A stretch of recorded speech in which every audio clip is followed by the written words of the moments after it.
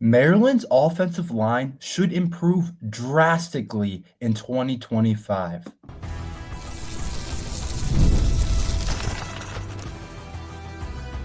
You are Locked On Terps, your daily podcast on the Maryland Terps, part of the Locked On Podcast Network. Your team every day. What's up, everyone? I'm Tre Moore, host of Locked On Terps, part of the Locked On Podcast Network, your team every day. So thank you for making us part of your day. I'm also doing work at Inside Black and Gold, so make sure you guys head over to insideblackandgold.net for all your latest Terps news. And today's episode is brought to you by FanDuel. From the first whistle to the final drive, FanDuel makes the NFL playoffs even more exciting. Right now, new customers can bet $5 and get $300 in bonus bets if you win your first bet. Just visit FanDuel.com to get started. Maryland's offensive line should be drastically improved in 2025. I'm actually really excited about Maryland's offensive line next year. I think there's a lot of pieces. I think there's a lot of good things going on with Maryland's offensive line, and I think it has a chance to be a solid unit in the Big Ten. And for those of you who have watched Maryland football over the last couple of years, you know, if Maryland can get a solid offensive line unit, that's a big deal. Getting an elite offensive line in the Big Ten, that's probably not going to happen. But I think there are a lot of different pieces Mike Locksley actually can play with up front with the Terrapins. I think there's a lot of different things he can do, a lot of different things that Maryland's going to be able to do for this offensive line for it to be much improved in 2025. Last year, I thought it held us back. Our offensive line was terrible last year. I've talked about it multiple times. There's no if or buts about it. It was bad. It was really bad. Maryland really couldn't do anything the entire year in terms of running the football, in terms of pass protection. We just couldn't block for Billy Edwards. We couldn't block for our running backs. And a big reason I think Billy Edwards started to slow down throughout the season, I think some of the biggest reasons is because the offensive line was just bad and we couldn't protect for him. We couldn't open up lanes for our running back. We couldn't get running lanes going. We couldn't figure out any type of balance. And it's tough when your offensive line doesn't do one thing well. Like, it'd be one thing if we couldn't run block, but we could pass protect well, or vice versa. When you can't do anything, it makes it really hard for us to be able to win games. It makes it really hard for us to play at a high level and for us to play effectively. It all starts in the trenches, to be honest. And I think it's the biggest thing that holds us back every single year from being a little bit better in the Big Ten, from maybe winning another game or two. Like a couple of years ago when we would get to 8 wins, that offensive line, if it's better, if it's elite, I think we probably have a chance to get to 9 wins, maybe even 10 wins. Last year, it's probably the difference between only getting 4 wins, maybe getting 5 wins, maybe 6 wins. I really believe that it's that big of a difference between us getting another win or two in our schedule. And I think it's by far been the biggest weakness under the Mike Locksley era. We've had really good skilled positions. We've had plenty of good receivers that are playing in the NFL now that are going to get drafted after this year. Ty Felton, Caden Prather. We have a lot of talent on the outside. We've had talented running backs, whether it's Roman Hemby, of course, or other running backs that we've had in the Mike Locksley era that have turned out to be good players. We've had a good tight ends. We've had good skilled players. We've had decent quarterbacks. I mean, I think Talia was considered a pretty top-end Big Ten quarterback. Billy Edwards, you could probably argue, but we've had Talia for a while. He was a good quarterback. We just haven't had good offensive line play. And that's why I say it doesn't have to be elite for Maryland football. It just has to be solid. It has to be give us an opportunity, give us more time than it's given us in a chance. And I think next year, I think it'll be drastically improved. One of the biggest reasons why is because it was horrible. The fact that it was horrible tells you a lot of what you need to know about Maryland's offensive line in terms of improvement, in terms of next year.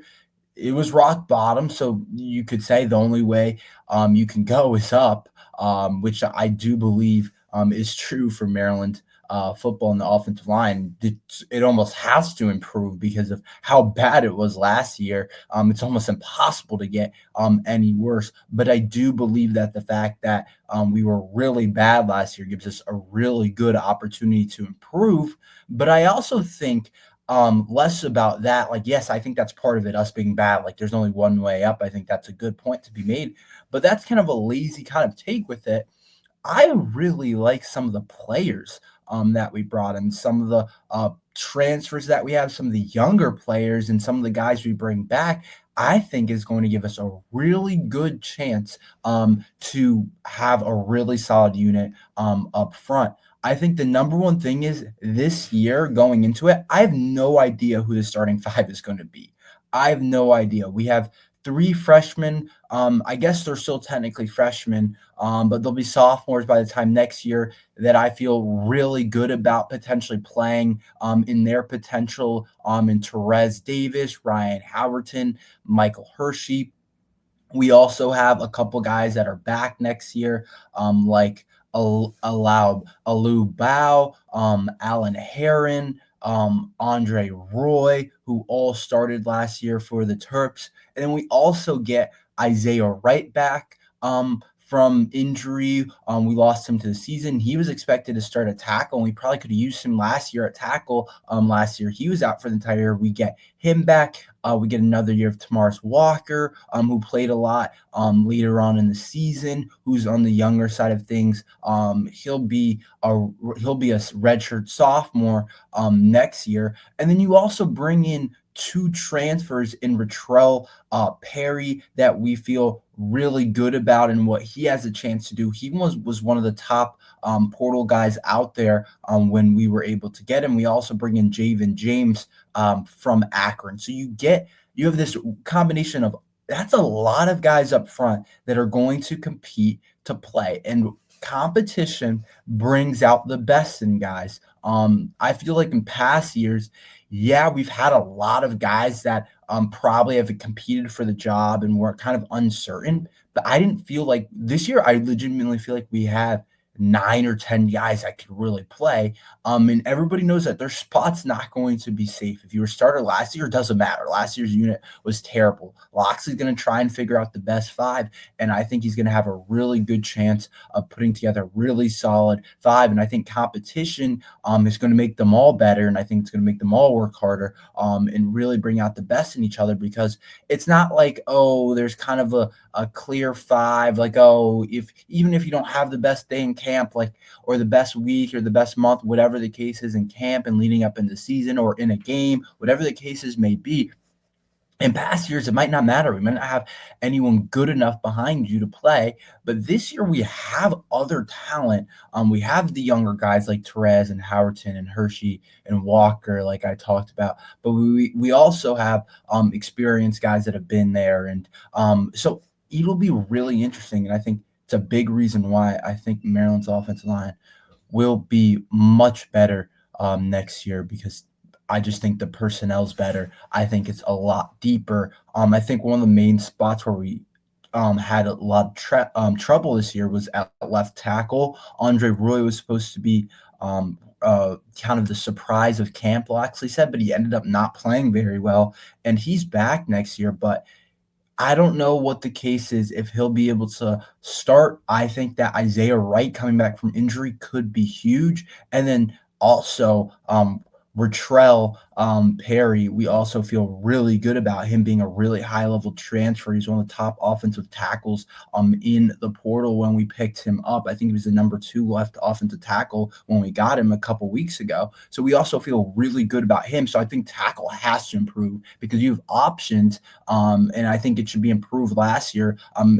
I don't think Andre Roy will probably start. I think Retrell has a really good chance of starting and playing. And then same thing with the right tackle. Alan Heron was okay last year, but Isaiah Wright, like I said, is here. Retrell's here. Like, it's not going to be as easy to play. And I think that it's going to be a lot better improvement, because you kind of got four really solid, really five tackles to choose from. You have Andre Roy, you have Alan Heron, and then who were starters last year, but you have Therese Davis, who's a freshman right now, going to be a sophomore, that got in, and a lot of people are excited for what he can become. And then you also have Isaiah Wright and Ratrell Perry. And when you have more and more guys that actually have the ability to play, you feel better about getting at least a couple that are going to play at least at a decent level.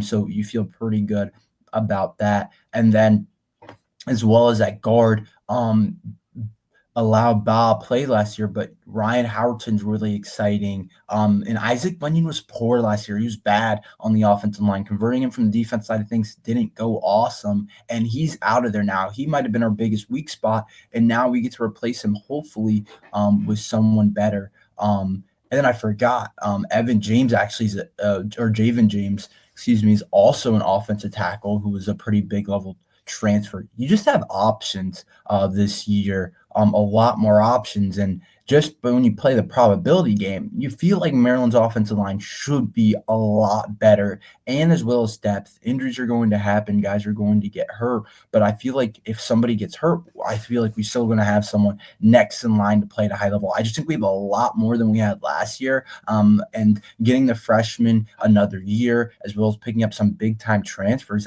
I don't see why Maryland's offensive line can't be a whole lot, and drastically improved, getting better next year for the Terps. I do think it'll be a better, and for Malik Washington, I think that's important for what he can become as a quarterback. It looks more and more like he'll be the starter right away, so I do think that that's something that is going to be important for the Terps. Maryland basketball. I have a couple of key topics I want to discuss, a couple of storylines that I want to talk about. Talk about that next.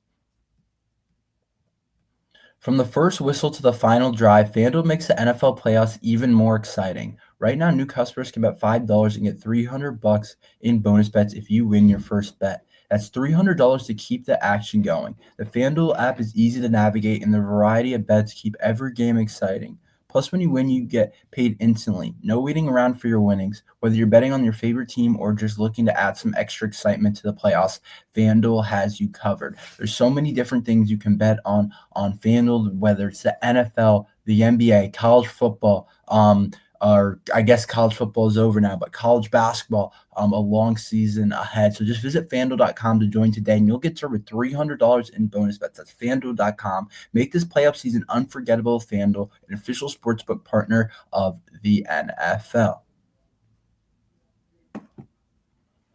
Maryland basketball. I want to discuss some key topics that I think are worth talking about, that I think are going to be interesting. Of course, this is another huge week for Maryland basketball on the tournament resume. I really want to see us have a chance at going 2-0. It's not going to be easy, but I want to see us put together 2 wins. We're kind of just teetering on going 1-1 on each week, and putting together a solid resume. But I want to see this resume go from solid to where we're probably like an 8 or 9 team, somewhat bubble-ish, to really putting it together. And you play the 17th ranked team in the country on Thursday, and a real chance to boost your resume on the road against number 17 Illinois. I think you're going to have every opportunity to win that game. And Sunday you play Indiana. But I do want to see the Terps be a little bit better. I want to see them play a little bit at a high level. And I do think they'll have the ability to be able to do that.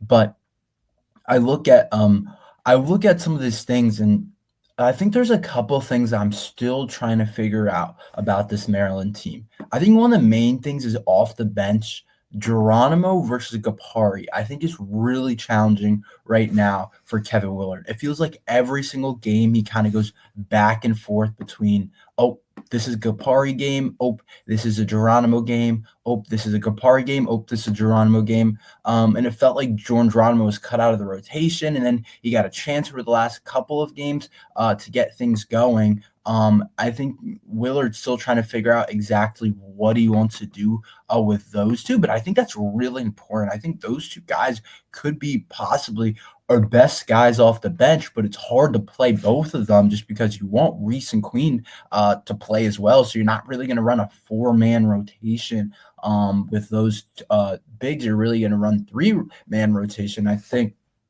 we saw Geronimo give us a spark in a couple of these games. We've also seen the same thing with Gapari giving us a spark. I think it's tough because they're both really similar. They're both really high level athletes, somewhat limited offensively. Geronimo's a little bit bigger. Gapari's a little bit smaller, offers a little bit more of a 3-point game. So I think that's a big part of what they're still trying to figure out. And I think that's going to be a big deal because if we're being honest, Queen or Reese, usually one of them, when you go back and watch a lot of these games, usually one of the two is in foul trouble. Usually one of the two is hurt or not hurt, in foul trouble, excuse me. And so it's kind of tough when you look at it. It's like one of you guys is going to have a real big part of this team. This isn't like just like we kind of need you to come off the bench, and like we really need you to come off the bench and play well. So looking at Geronimo versus Gapari is something that's really a big deal and really important that I think not a lot of people are going to talk about, but I think it's part of this team that really is going to be an indicator of how things go. I don't know what Willard's going to do. To me, I don't really like playing them both, to be honest, because I think it's kind of weird. Like you give Geronimo 5 minutes, you give Gapari 5 minutes. It's like it doesn't really work. To me, you want somebody to be able to get in a rhythm, really come off the bench, and really get a chance. I lean Gapari just because he can shoot the ball a little bit, but still, Geronimo gives us a lot of energy off the bench. So I do think that it's interesting between those two. I also want to talk about Rodney Rice. Rodney Rice, I think right now has been our most consistent guy, arguably our most consistent guy. I think Rice has just climbed and climbed in terms of this team and what he does for this team. I think when we look at his performances, I think you gotta just highlight him in what he's done for Maryland basketball over the last couple of games. Like if you just go back, he's in double digits nearly every game. Nebraska, he has 15 points. Northwestern, he has 10 points. Minnesota, he has 21. Oregon, he drops 19. Like he's a big part of what we do right now. And it's funny because he started off the season off the bench. I felt pretty good that was eventually going to change just because of his shooting ability. What he can do in terms of scoring was just more than Deshaun Harris-Smith. But he's a huge part of what we do, and he's going to be a huge factor in how much we can win games is how he shoots the ball, how he scores the ball. We obviously feel good about Gillespie being our lead guard, and Gillespie and some of the things Gillespie can do, but Rice is really a big part of what we can do right now for this team, and I think he's done a really good job. I think Stelton Miguel's he's becoming a question mark, and sometimes I ask and I say, should at the end of the games, I don't know if other people have thought about this, but should Jay Young play at the end of the game sometimes? I think Jay Young just gives us a really good balance off the bench, and Stelton Miguel's a little bit of a wild card out there. You're not sure what he's going to do. He could drop 20, shoot 5 of 7 from 3-point line and look really good doing it, or he could go 2 of 13 from the field, looks like he's not looking to pass. He's a wild card out there, and sometimes Jay Young brings a lot of balance. He can shoot the ball. He's just an efficient type of guy, and sometimes I'm like, should Jay Young be playing at the end of the game? Obviously, I don't think Jay Young's as talented as Stelton Miguel as just a player, but I think sometimes he gives a veteran type of feel off the bench, and it feels like we kind of need that at times where Stelton kind of can be a wild card. So those are a couple of topics I've kind of been thinking about. I really believe Rodney Rice is important, really important. I think he's been our most consistent player. Arguably, I think Jay Young at the end of the games could be something that comes into fruition. And then also to Gapari versus Geronimo. Those are some of the things I'll be looking at this road trip that could really indicate if we win um, how we play overall, that's definitely a couple things that I'm going to be looking at. Could Maryland basketball land a commit? I'll talk about that next. This message is brought to you by Prizepicks, the place to get real money sports action with over 10 million members and billions in winnings. Prizepicks has changed the game in daily fantasy sports. Whether it's a playoffs or regular season, Prizepicks has made it easier than ever to win big while enjoying all the football action. Now it's playoff time, and there's no better way to get in on the action than with Prizepicks. Here's how it works: you simply pick more or less than on at least two players, and if your picks hit, you could win up to 1,000 times your cash. Yes, that's right, 1,000 times your money just by making a few simple picks. For me, it's all about the hot takes this season. This week's on Prize Picks, I'm looking at Josh Allen over passing yardage, Travis Kelce more than 70 receiving yards. It's fun to predict and easy to play. Plus, with Prize Picks Flex Play, you can still double your money even if one of your picks doesn't hit. And with the app, you get your winnings fast and sometimes in as little as 15 minutes. Ready to run your game this football season? Download the app today and use code LOCKEDONCollege to get $50 instantly after you play your first $5 lineup. That's right, 50 just for playing. Don't wait. Take your game to the next level with Prize Picks. Prize Picks, run your game. So Maryland basketball actually has a chance, I think, of landing another player in the 2025 class, in Chance Mallory, who just visited the Terps.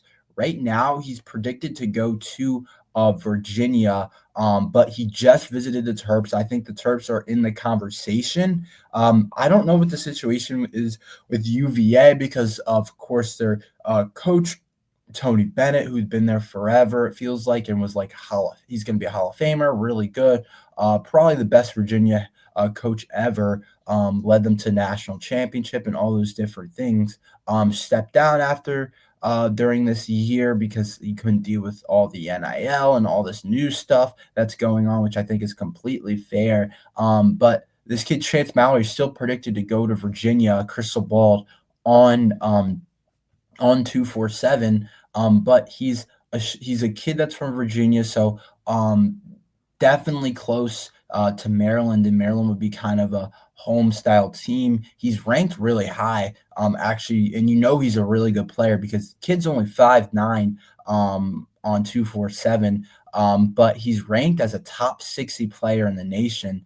247 has him ranked 59th nationally, number 9 point guard, number 2 in the state of Virginia. And if you're only 5'9" doing that, then you're definitely a really good player, because a lot of the things in a lot of these rankings, they look at your size, your athleticism, and if you do those things well, it kind of blows it out of proportion with how good you actually are. But this guy's 5'9", ranked top 60 player in the nation. He's really good. And at that size, you're not a guy that's going to leave early or anything like that. So he's a guy that could be a really solid foundation piece for Maryland basketball. And so I think we do have a chance to be able to land him.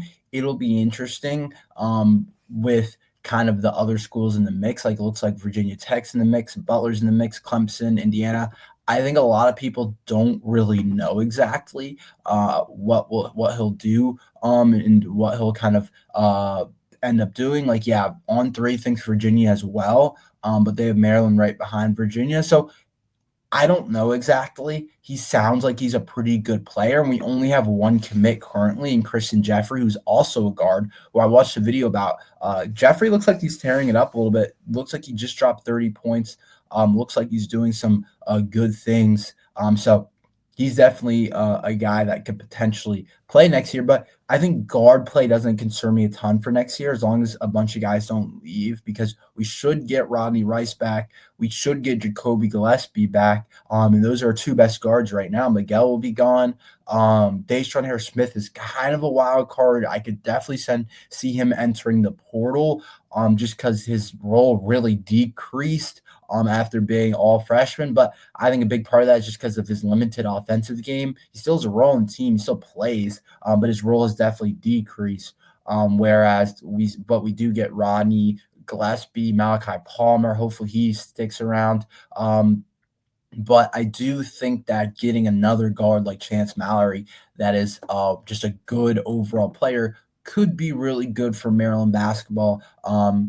And could really help. The thing was, he was committed to Virginia and then he decommitted. So I don't know exactly what the deal is with this kid, but he's still predicted to go to Virginia. So maybe he ends up sticking with his commitment. I do think Maryland's very much in it. So it'll be interesting to see how it goes down. But a potential another commitment for Kevin Willard, who I do think Kevin Willard has done a good job with recruiting and getting some of these guys. And we'll see if we can join Christian Jeffrey in a Maryland class. But I think Willard's going to focus on using the portal to get guys, which I honestly like a lot. But we'll see if we get another commit. That's all we have for today. Thank you for listening to Locked on Terps. Make sure you like and subscribe. We're here every day talking Maryland football and basketball. So thank you for listening to Locked on Terps.